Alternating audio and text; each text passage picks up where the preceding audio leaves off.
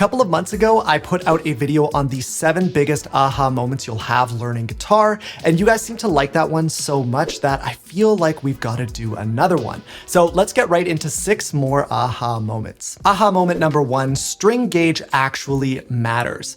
But not for the reasons you might think. The difference in tone between 9s and 12s is actually surprisingly minimal, but the difference in feel is massive, and that greatly impacts your technique. I spent years playing 12s in standard tuning because I bought that myth that thicker strings meant better tone.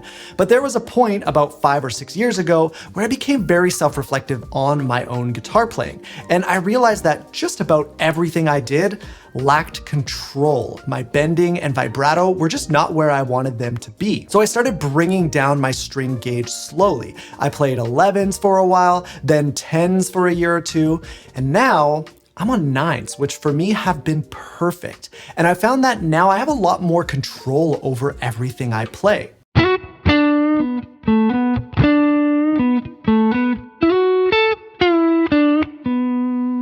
I no longer have to apply a ton of strength. I can play for a lot longer, and my playing sounds a lot better. The problem with lighter strings, however, is that it's a lot easier to overbend strings. I especially see this with intermediate players where even when they're just fretting notes, not even bending them, they'll slightly pull the strings kind of out of tune like this. Thicker strings can help you remedy this, which is why I think 10s are in the Goldilocks zone for a lot of players. Not too light and not too heavy. Mother's Day is right around the corner, and Raycon's everyday earbuds are the perfect gift. Whether she's into audiobooks, podcasts, or listening to music, give your mom the gift of premium audio that she can take anywhere. They've got a 32-hour battery life, they're weather and sweat proof, they have wireless charging, and multi-point connectivity, which lets you pair with 2 devices at the same time. But the one feature I really love is active noise cancellation. I actually don't think I could live without it now that I'm so used to it. It is amazing. And usually this feature only comes on earbuds that cost twice as much. These guys come in a bunch of different colors, and you can pair them up with one of these protective cases. I really like the black earbuds paired with the concrete pattern case that I have here, but I think if you're getting them for your mom, then the blush violet with the purple clouds case would be a great choice. And right now you can head over to buyraycon.com/AndrewC to get 20% off site-wide. I'll put that link down in the description for you. Big thank you to Raycon for supporting this channel and sponsoring this video. Now let's get back to it. Okay, moment number 2. Diatonic chords go beyond just major and minor. So most of us know what it is that makes chords work well together. They share a key. These chords from the same key are called diatonic chords. An example of the diatonic chords of a key like G major would be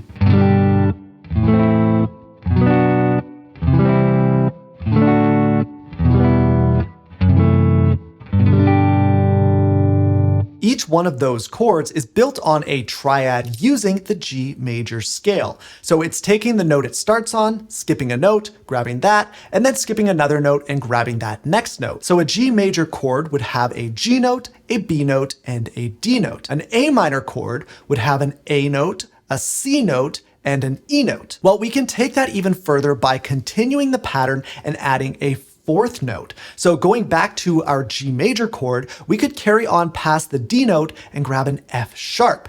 That would add a 7th interval to our chord. And if we did this with all the chords in the key of G major, we turn all of those major and minor chords into 7th chords that are still diatonic. That means they're totally usable and interchangeable with the regular major and minor chords in G major.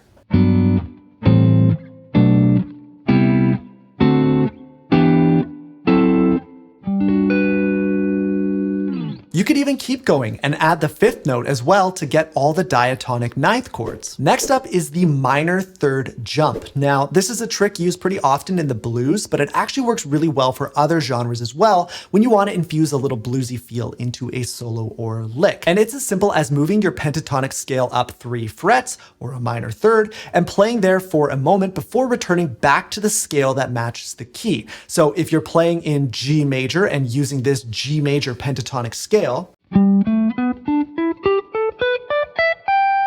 all you have to do is jump up 3 frets and play the same shape there for a moment before going back. I'll show you a quick example of this in action. So this track is very clearly in the key of G major.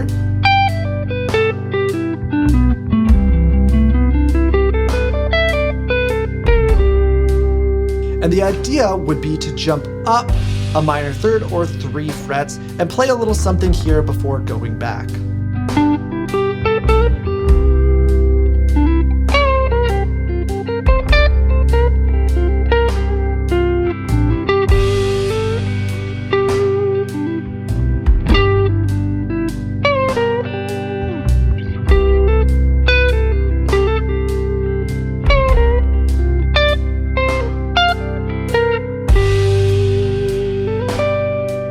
Now, this isn't always going to sound great over every chord progression in every genre, but particularly over a major 1, 4, and 5 chord, it's gonna work pretty well. Aha moment number 4 is bad tone equals bad practice. Guitar players are notorious for using effects to cover their mistakes and sloppiness. Now, obviously, effects are really fun to play with, and I'm not saying you should stop using them altogether, but it's important to strip those away as much as possible when we are practicing.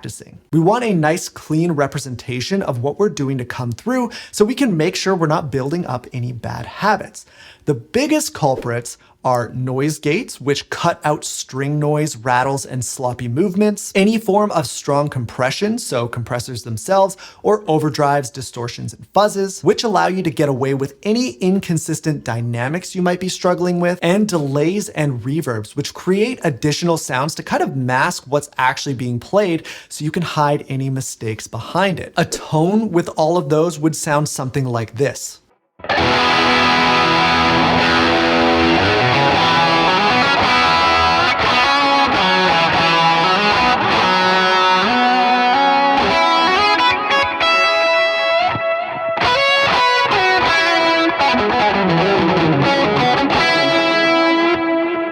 Sounds cool, but not good for practicing. Now, when you're crafting a good guitar tone for practicing, you should actually use a little bit of each of these effects. A very subtle noise gate to cut out passive hum or buzz, a light compressor or overdrive to make your playing feel more alive and reactive, and just a hair of reverb or delay to make everything feel less sterile. You're not hiding behind anything, but all the effects are working together to gently support your playing, which is exactly what you're hearing in this tone here.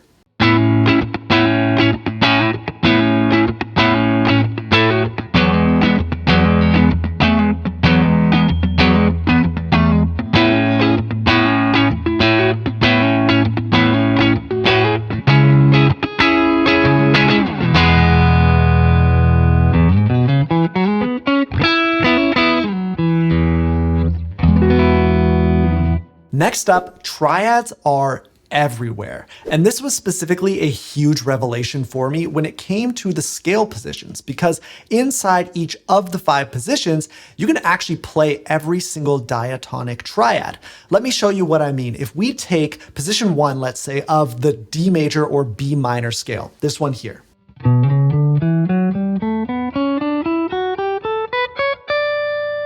Without adding any extra notes, we can find triads to match all 7 chords from the key.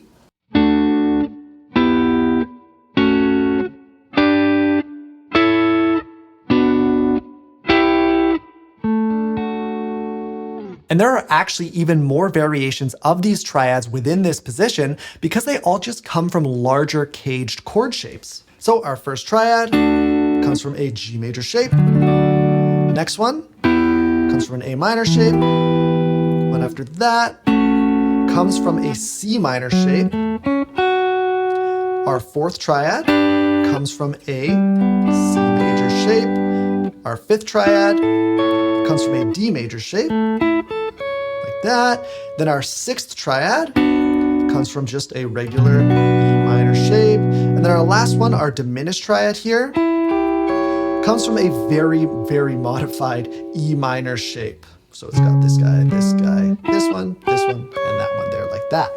And these would all exist in every other position across the fretboard as well. And finally, aha moment number 6, don't forget your open strings. One of my favorite keys to play in is E major because I can leave the E and B strings open when I'm playing chords like this.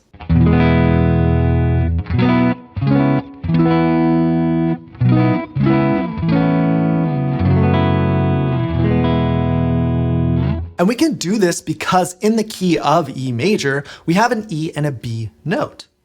Well, we have E and B notes in other keys as well, meaning we can also use our open B and E strings in other keys to play other chords. We've got C major,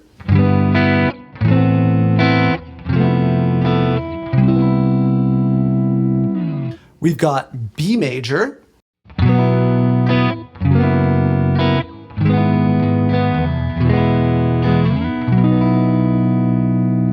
we've got D major,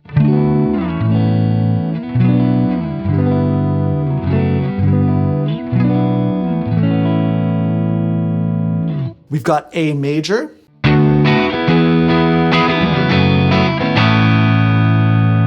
and we've even got G major.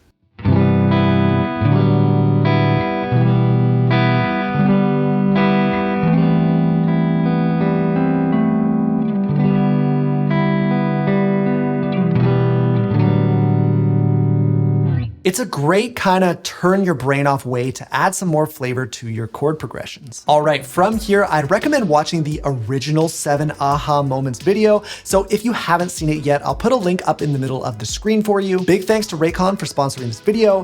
Thank you for watching, and I'll see you in the next one.